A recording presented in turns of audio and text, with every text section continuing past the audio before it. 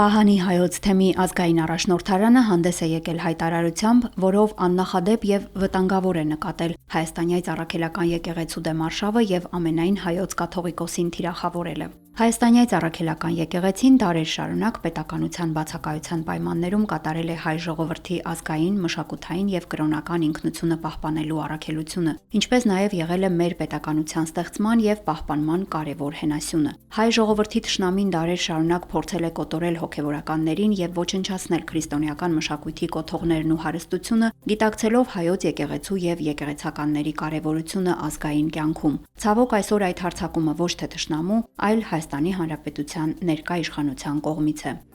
Սպահանի հայոց թեմի ազգային մարմինների անունից խստորեն դատապարտում ենք հայաստանյաց առաքելական եկեղեցու ինքնիշխանության եւ իրավունքների նկատմամբ կատարված այս ոտնձգությունը եւ հայտնում մեր զորակցությունը վեհափառ հայրապետին։ Համոզված ենք, բազում այլ դժվարություններ հաղթահարած մեր եկեղեցին պատվով կանցնի նաեւ այս փորձությունը եւ անսասան կշարունակի իր փառապանծ երթը, ասվում է Սպահանի հայոց թեմի ազգային առաջնորդարանի հայտարարության մեջ։